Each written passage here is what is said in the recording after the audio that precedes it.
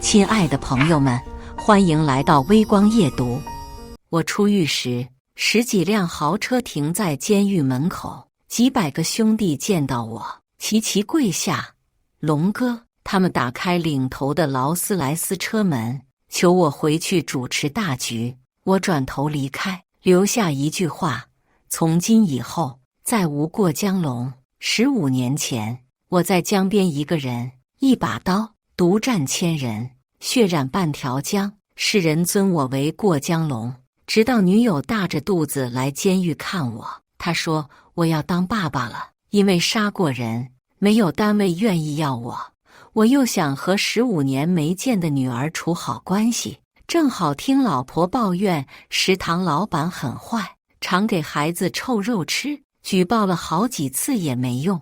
我就在学校门口摆摊卖盒饭，因为物美价廉，等放学了，很多学生愿意买我的盒饭。女儿诺诺并不是我幻想的乖乖女孩，她小年纪就染了发，戴着耳钉，和一群姐妹混在一起。一见到我，她那些姐妹们就咯咯笑。那不是你坐过牢的爹吗？我一言不发。她一个红发姐妹嘲笑：叔叔，听说你当年偷废品，结果挖断了电缆，被判15年，你怎么这么倒霉呀？诺诺只觉得丢人，她快步走到我面前，恳求地和我说：你能不能别再来丢人了？你害我在朋友面前很没面子。我递给她一份盒饭，温柔地说：你妈说你抱怨食堂不好吃，这里都是你爱吃的菜，你滚啊！诺诺把盒饭砸在了我的身上，她气得浑身发抖，对我说：你别丢人了呀，从小你就因为这么窝囊的罪名入狱，害我当一个没爹的孩子受人欺负。现在我好不容易有了一帮兄弟姐妹，你还要来丢我的脸？那红发女孩笑着说：叔叔，你没考虑过上诉吗？我干哥哥把人腿打断了才判3年，你偷个废品坐15年，笑死我了。他们又是一阵狂笑。我真正的罪名，老婆从来没告诉孩子，不能让人知道她是过江龙的女儿，否则引来仇家无数。我擦去脸上的饭菜残渣，轻声说：坐牢不是光荣的事，你们应该好好读书。我又拿出一份盒饭递给诺诺，她咬牙切齿地说：有你这样窝囊的爹才是最丢脸的事。诺诺扭头就走。她的小姐妹们又是一阵嬉笑，才跟上她。可就在这时，食堂老板带了一群人，急匆匆地朝我走来。他拿起我给诺诺准备的盒饭，狠狠砸在了地上，指着我的鼻子痛骂：狗娘养的，跟我食堂抢生意是吧？我是不是跟你说过，你再敢来这卖盒饭，老子弄死你！所有人都将目光看过来，诺诺也是。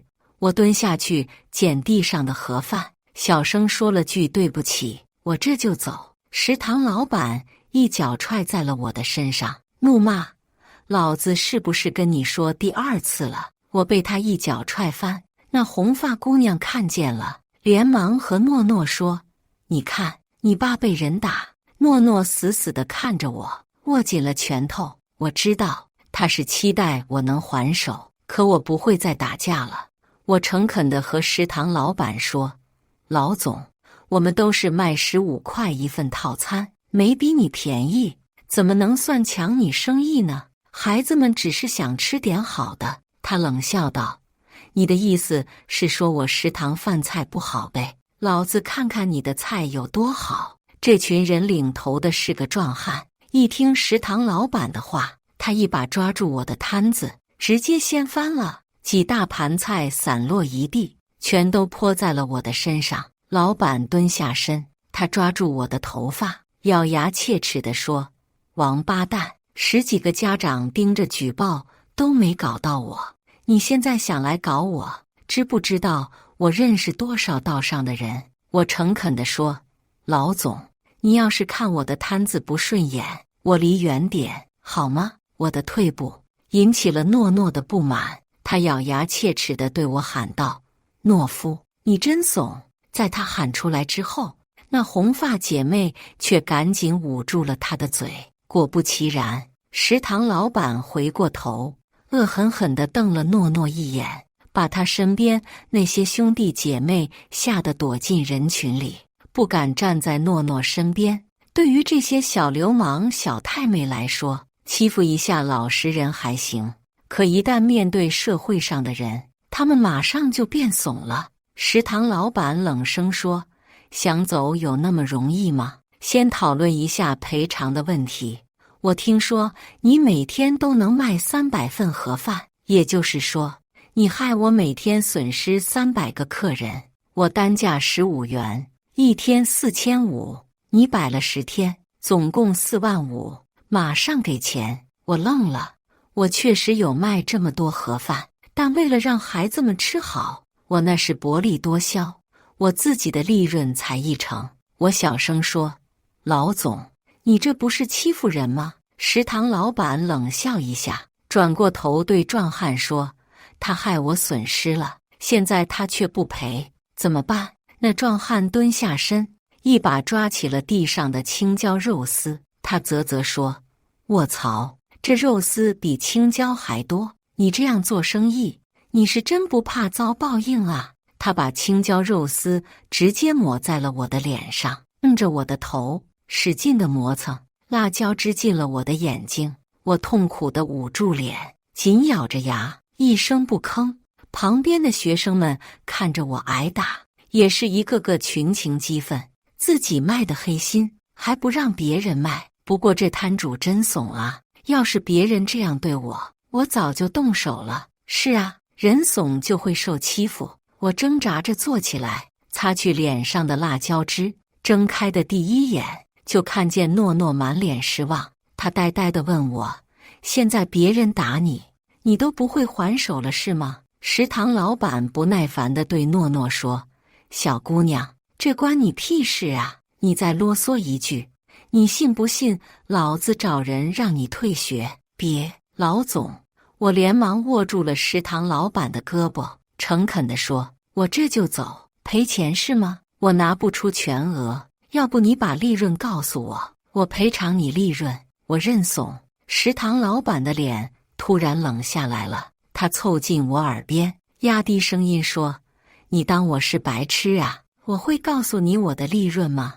我生意还做不做了？说完以后，他还不觉得解气，抬起手在我脸上狠狠扇了2巴掌。诺诺看我又挨耳光，他气得大骂：你倒是还手啊，你还要丢脸到什么时候？食堂老板早就受够了诺诺，他不耐烦地指着诺诺，对身边壮汉说：去，把那没教养的小娘们扯过来。壮汉转头走向了诺诺，那红发女孩吓得连忙也躲开了，表明自己和诺诺没关系。我急了，赶紧爬起来冲向诺诺，结果食堂老板抓住了我的衣服。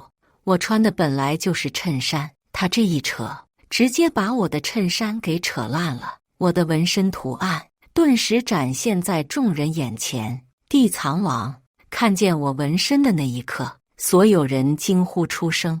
那走向诺诺的壮汉也是睁大眼睛，呆呆地说：地藏王，那不是过江龙纹的吗？食堂老板不敢置信地伸出手，搓了搓我身上的纹身，嘀咕着说：该不会是纹身贴吧？他用力搓了2下，搓不掉。当他发现这纹身是真的，他笑喷了：你一个摆摊卖盒饭的，你敢纹过江龙的地藏王？壮汉担忧地说：该不会就是过江龙吧？我听说他最近出狱了。食堂老板翻了个白眼，远大集团的董事长位置一直为过江龙空着，你觉得人家会放着董事长不当，跑来这里卖盒饭？还有啊！他话说到一半，忽然一拳砸在了我的肚子上，我捂住了肚子，而他嬉笑着说：你是真敢纹啊！当年过江龙1人1刀，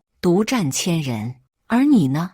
你只是一个找死的废物。他拿出手机给我拍了张照，随后他乐悠悠地说：你完了，我把你照片发给远大集团的朋友了，他们马上过来。这下你是真死定了。诺诺面如死灰，呆呆地看着我。他呢喃道：你闻的什么东西啊？我挤出笑容，对他说：你先回家。突然，诺诺哭了，他大哭着说：你一个偷废铁的，你往身上闻什么地藏王啊？你知不知道，这些年很多人冒充过江龙招摇撞骗，都被远大集团的人给灭了。你快跑啊！我傻傻看着诺诺，他是在关心我吗？就算嫌弃我是个窝囊的父亲，他也不希望我会出事。看到他关心我，我心里的这份愧疚愈发强烈。食堂老板一把抓住了我，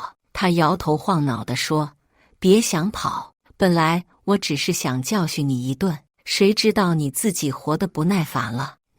他正说着，忽然他的手机响铃了。他拿起手机，大大咧咧地说：喂，哥，哈哈哈，这家伙那么邋遢，是被我打的，你要过来吗？等会儿。你说什么？他忽然睁大眼睛，呆呆地看着我。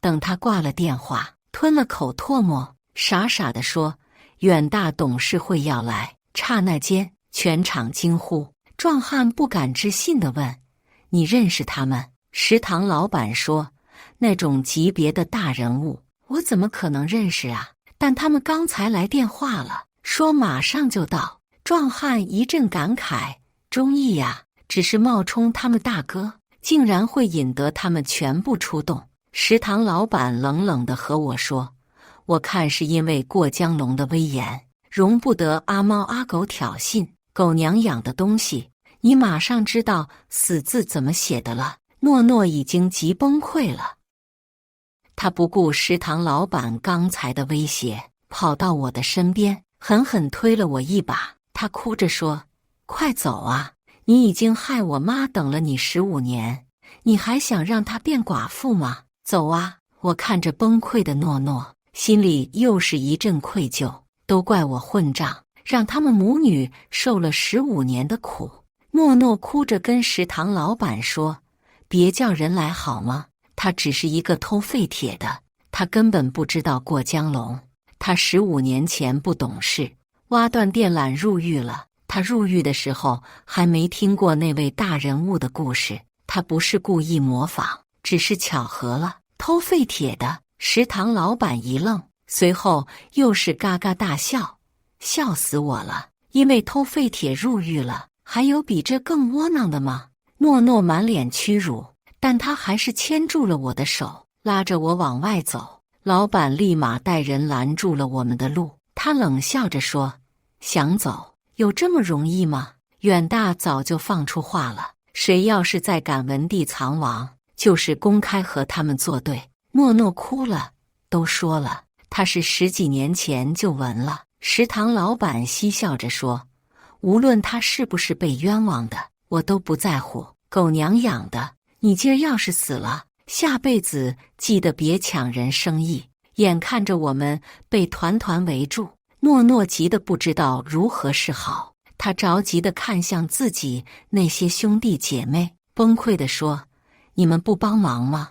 那群人不敢说话。红发姑娘开口了：我们和你关系很好吗？诺诺愣了，他忍不住说：我们拜过把子啊。红发姑娘摇头说：如果你真是好姐妹，这种时候就别扯上朋友，惹这么大难还要把我们拉下水，你不配当我们姐妹。她一开口，那些小流氓小太妹都来理了。对呀，你想让我们送死，你还有脸说我们拜过把子吗？平时打打闹闹也就算了，谁真的陪你送死啊？我可惹不起远大。诺诺着急地说：我没有要你们和远大作对，只求帮帮忙，让我们走好吗？他的朋友们都不言不语。我知道此时此刻诺诺心中的世界孤寂他了，可我只有心疼。入狱15年，我知道诺诺这些年肯定受尽了欺负，他只是不想再被欺负了，所以才和这群混混嬉戏打闹，结拜组团。情急之下，诺诺想要冲开人群，可他娇弱的身躯又怎么可能是这些人的对手？食堂老板不耐烦地抬起手，狠狠朝着诺诺扇了过去，怒骂：小娘们，你安静点不行吗？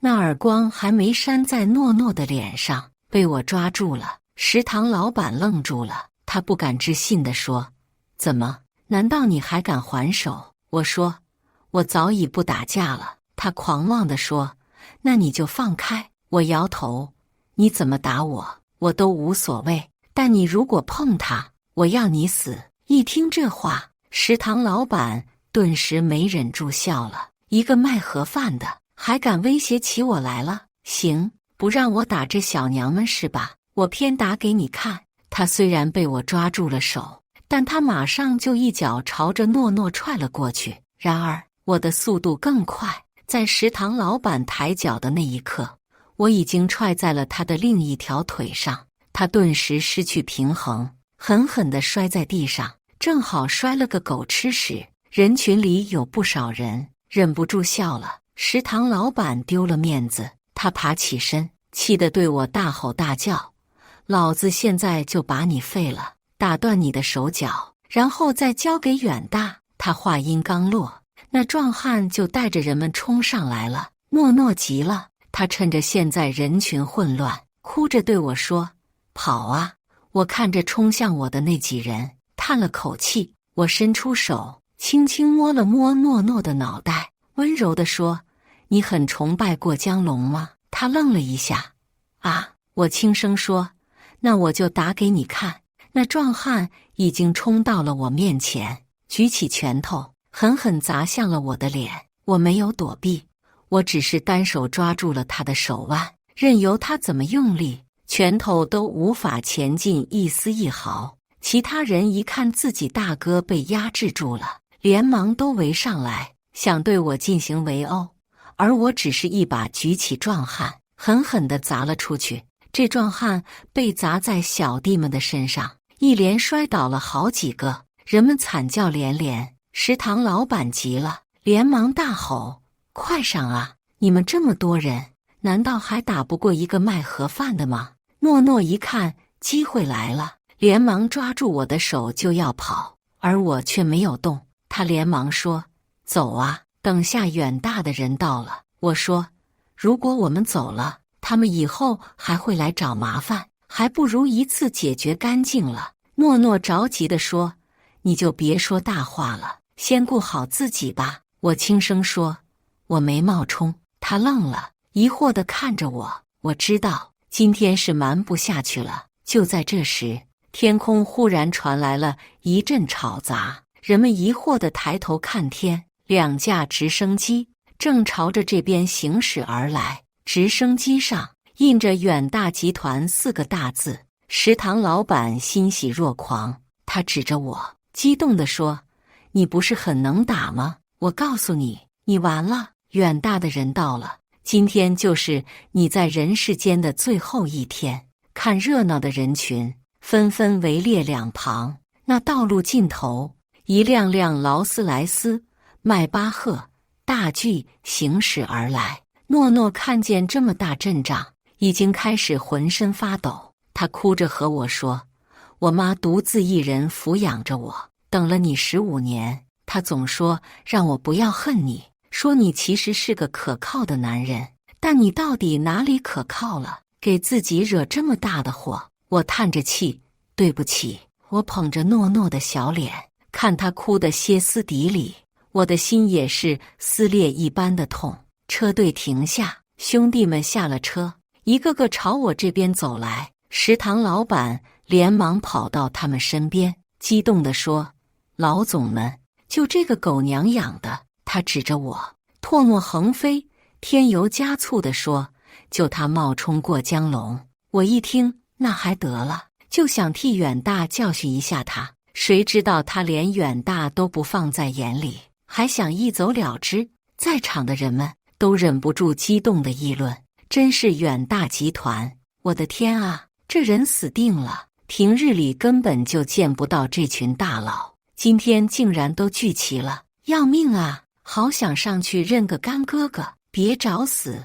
你以为这群人是小流氓的过家家吗？就连之前和诺诺混在一起的那些小流氓，此时也是兴奋地拿出了手机，对着我们录像。这份义气的弱小，让人感觉可悲又可笑。与诺诺的狐朋狗友们不同，兄弟们看向了我，而我深深叹了口气。他们都是我义薄云天的兄弟。我入狱15年，他们等了我15年，5400多天，忠心不变，只为等我出来，将一切都交给我。本来想着不会再见到他们了，谁知道又见面了，还是在这么特殊的场合下。他们朝我走来，食堂老板还像邀功一样和他们说，我刚才为了给远大出气，真是拼了命的打他呀，看他这狼狈的模样，就是我刚才弄他弄的。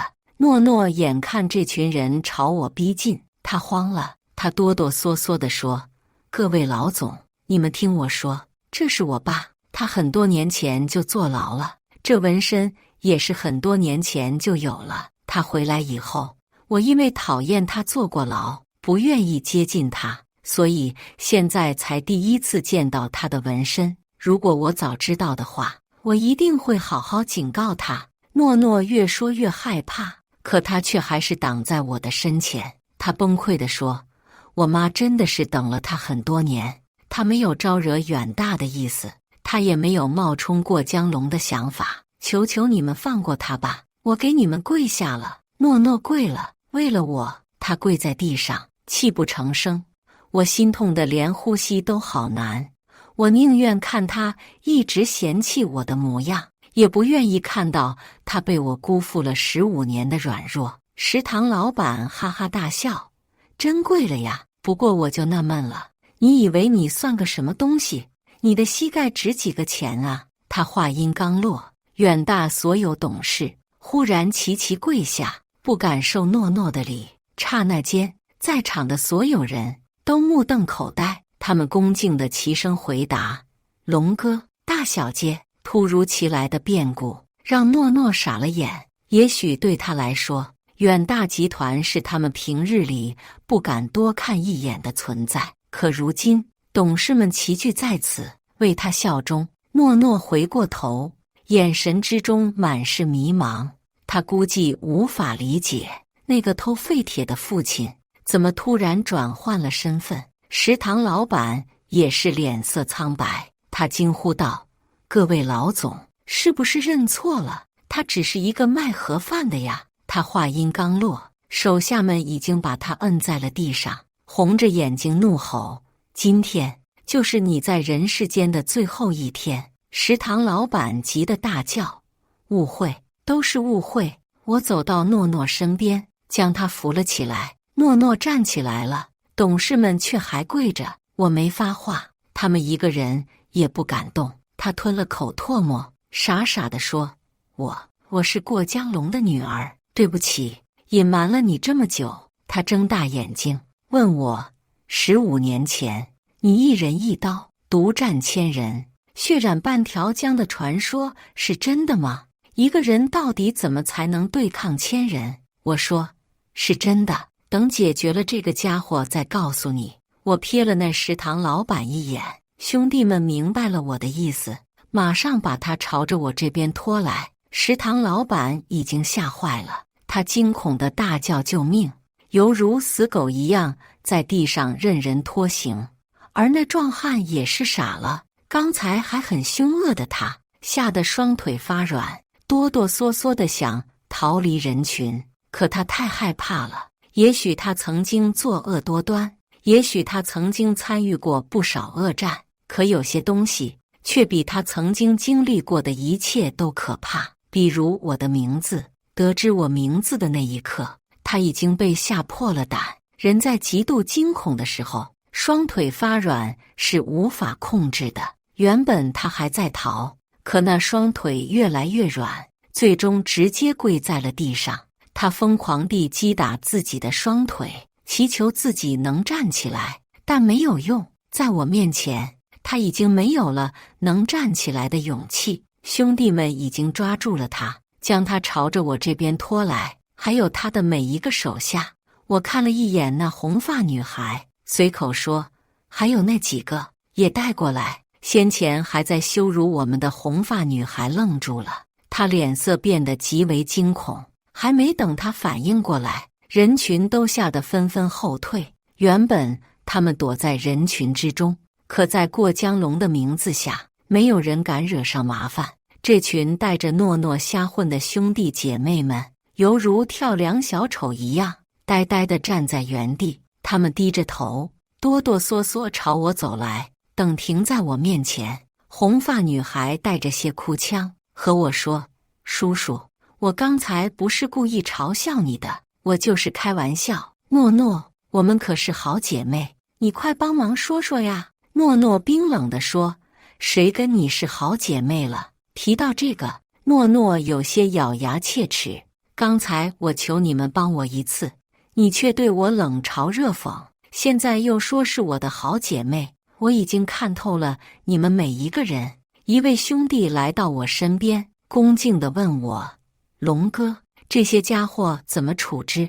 我看了看食堂老板，他吓得浑身一抖，哭着说：“龙哥，不对，龙总，龙董事长，我真不知道你的身份。如果我早就知道的话，就算给我100个胆子，我也不敢招惹你啊！”我走到他面前，居高临下地看着他。这家伙越来越害怕，裤子竟然开始变得湿润一片，吓尿了。我叹气说：“我没有和你抢生意，我们的盒饭价格一样。学生们如果买你的，只需要在食堂里坐着慢慢吃就好。可要是买我的，别说不能遮风挡雨了，我这连个桌椅都没有。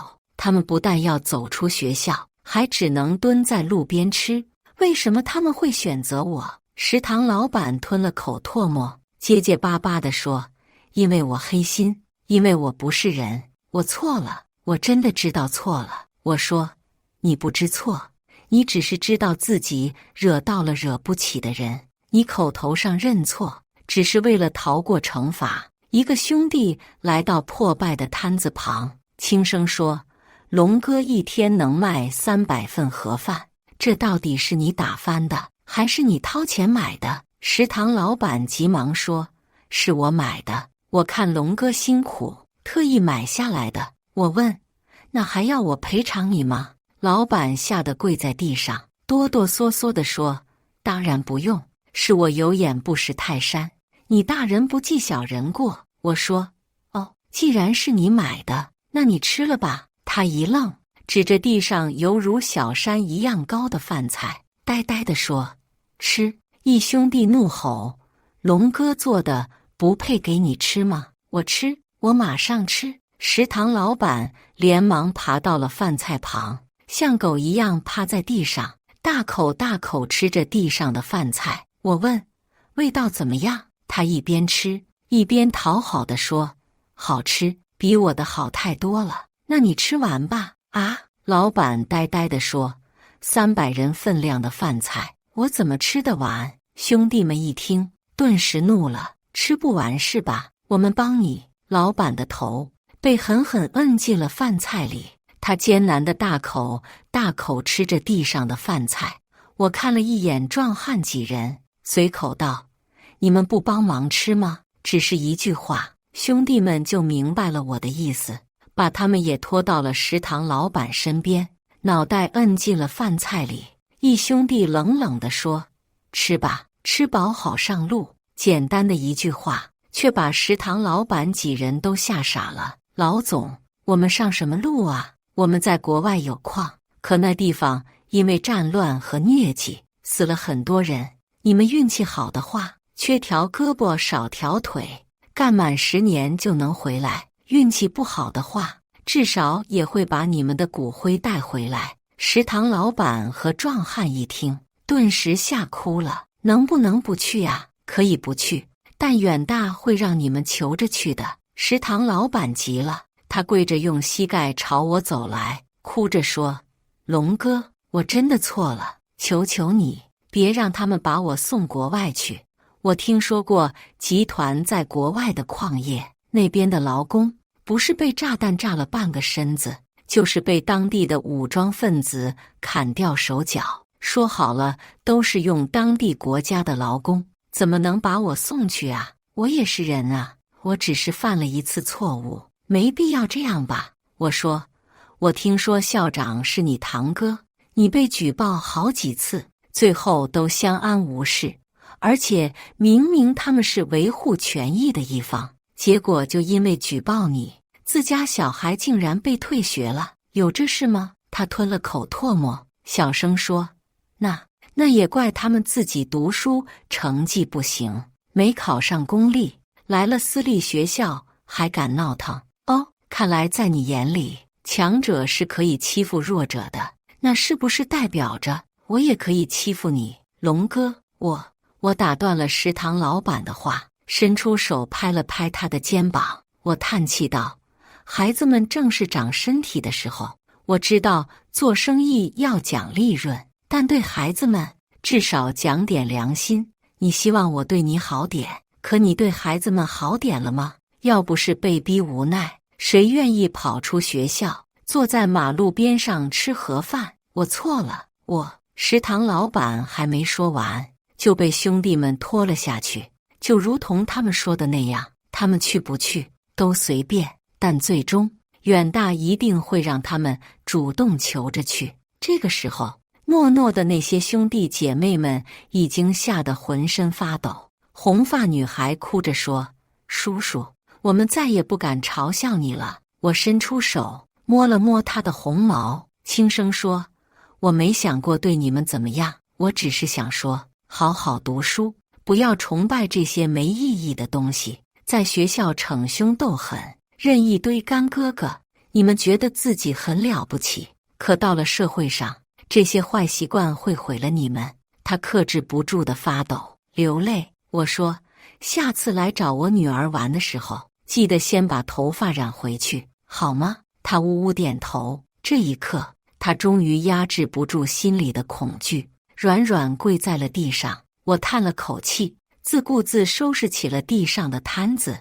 我本意低调，若不是他们一直拉着我，我也没打算出这个风头。兄弟们一看我亲自动手，都急了，连忙跑来帮我整理东西。我问，为什么大家这么怕我们？整得远大像黑道一样。他们愣了，最后纳闷地说，不知道啊，可能因为我们实在是太有钱了吧。我哦了一声，整理好摊子，然后对诺诺招招手，示意他和我一起回去。诺诺跟在我的身边，他时不时看向身后，因为兄弟们还跟在我们后面，不肯离去。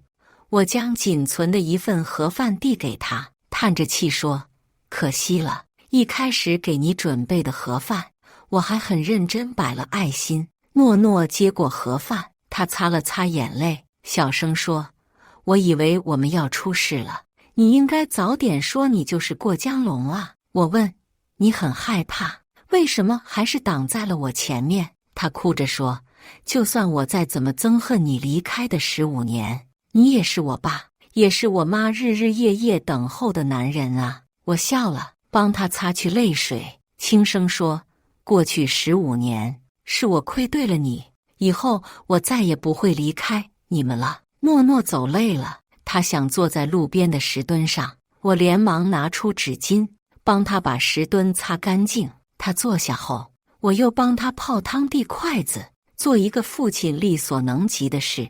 诺诺拿着筷子问，你当年独占千人是怎么回事？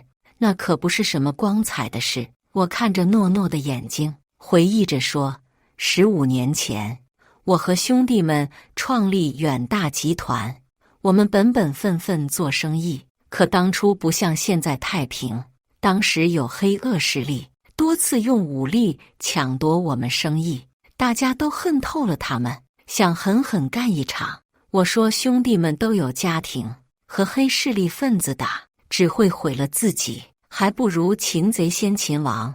诺诺吞了口唾沫，我知道，我听过你们的故事，你们受尽欺负，为了反抗抽生死签，然后你抽中了。我诚恳地和诺诺说，就是那次生死签，我担心死后不得超生，就在身上纹了地藏王，只求我佛慈悲，让我下辈子还能做人。15年前的一切，我都告诉了诺诺。我在身上绑了一层又一层的铁皮，因为不方便灵活行动，我选择将自己埋藏在仇家的沙场底下。当他出现时，他站在我头顶，我直接用刀捅穿了他的胯下。随后，我不得不单枪匹马，面临沙场里所有人。我记不清自己中了多少刀，很庆幸自己在身上绑了那么多层铁皮。他们刚开始觉得纳闷，后来砍破我的衣服，看见我把一层层铁皮绑得像中世纪盔甲，他们气疯了，要开沙场车来撵我。警察及时赶到，我活了下来，人们称我为过江龙，但我也因此付出了代价，被判入狱20年。入狱后，我本来以为人生完了，直到我发现自己即将要有一个孩子。我温柔地对诺诺说，为了当好一个父亲，我积极改造，提前5年出狱，只为了不错过你长大成人的那一天。诺诺吞了口唾沫，他呢喃道，为什么这些年妈妈从来不和我说？那可是黑恶势力，我们敢说吗？我们担心仇家找上门，这些年甚至不敢让兄弟们资助你母亲，也不敢让人知道你的身份。那你都回来了，为什么不告诉我？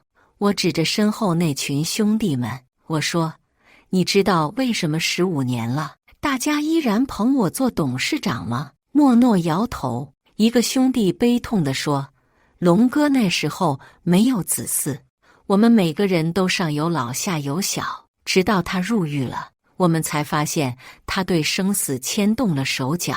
他提议抽签，可打从一开始，他就已经决定了为我们豁出所有。我对诺诺苦笑道，我那时不知道你的存在，我甚至傻乎乎写了信，让他重新找个男人。如果我知道他怀免费尽在微信公众号胡巴士更多位上了你，我绝不会逞强。那年我选择抛弃了你母亲，也正是因为这事，我才觉得没脸和你说。好了，你们都别跟着了，不知道的还以为我是什么黑道人物。兄弟们变得有些紧张，求助性地看向诺诺。大小姐，龙哥不肯回远大，也是因为他重情重义。他说，君子之交淡如水，不要我们的金钱回报。15年前我们弱小，任由黑社会欺负，只能受他保护。15年后，今非昔比，也轮到我们报答这份恩情了。你就劝劝龙哥，让他回远大吧。我皱着眉说，你们都走吧，我当初不是为了图你们回报的，以后来我摊位买个盒饭，就算是支持我这份兄弟情了。人们左右为难。诺诺忽然说，可是我想当富二代呀。我愣了，我说，我在监狱里学会了一个道理，做人应该脚踏实地，靠自己的勤劳双手创造财富。怎么？难道你15年前反抗提刀不是用双手，而是用双脚？这是偷换概念。诺诺急了，我想当富二代啊！你入狱15年，害我和妈妈受苦15年，现在别人主动来报答了，你让我当富二代不好吗？你让妈妈当富太太不好吗？我说，这是关男人的尊严，帮兄弟出头怎么能要钱当回报？他擦着眼泪，带点憎恨地说，我才不管你是不是什么过江龙，如果你拒绝下去，我会永远恨你。今天为了面子，害我和妈妈劳累一辈子。我说不出话了，我犹豫片刻，最后转头对他们说，如果你们真想报答我，那个学校食堂能买下来给我吗？兄弟们一听，连忙凑了上来，龙哥，一个学校食堂肯定不够，要不这样吧，远大集团有2万员工，25家食堂，要不全都承包给你，我们签合同，你先拿去经营，明年再给集团租金，那怎么行？那不等于免费拿吗？龙哥，都是兄弟，计较什么呀？我很想拒绝，但是为了诺诺，我只能放下男人的尊严，收下了共计26家食堂的承包权。我不太喜欢这样，我觉得做兄弟在心中要金钱回报是不对的。1个月后，我买了2台保时捷，1台送给老婆开，1台镶满钻石送给诺诺当摆件。看到他们幸福的样子，我想算了吧，顾好自己的小家比什么都重要。男人面子什么的，丢了就丢了吧。诺诺不再变得流里流气了，而是很认真学习，成绩开始稳步上升。他说自己要考上餐饮管理，以后好帮我打理家业。看到女儿学乖了，我很感动。诺诺也偷偷在日记里写，我讨厌过江龙这个名字，以前觉得这个人很酷，得知真相后才发现这代表我爸爸以前是个脑瘫，为了帮别人出头入狱的大脑瘫。爸爸说我不学好是傻，可我觉得旧年代的人才是好傻，怎么会有人愚蠢到替别人出头坐牢？这么愚蠢的人竟然还好意思教我好好做人。但他现在变得很有钱，虽然他拒绝了董事长的位置，可他太有钱了，1个月赚好几百万，还不用承受远大集团的经营重担，每天都有很多时间陪我们。我现在变得很爱他，爸爸还说等我18岁送我法拉利。我好爱他，我失去了15年的父爱，幸好他有足够的金钱弥补我们。我要好好读书，把这份家业牢牢抓在手里。我爸很蠢，每有落魄的兄弟或亲戚上门，他都借几十万出去，那些人却从来不还钱。他太蠢了，他说是兄弟就不能催人还钱，否则就丢了义气。他讲义气不是好事，说不定哪天就为了义气散尽家财。我要早点学成接班。我偷看着他的日记，深深叹了口气。女儿真的一点也不像我，都怪我。这失去的15年，她一定很辛苦，才会变成现在这样。我要加倍去弥补她，以后再也不借钱出去了。女儿已经觉得我是脑瘫了。感谢大家的观看，本期故事精彩吗？欢迎大家在下方评论区吐槽。如果你喜欢这类故事，记得点击订阅微光夜读，并分享给更多的人，这会对我帮助很大。再次感谢大家的观看。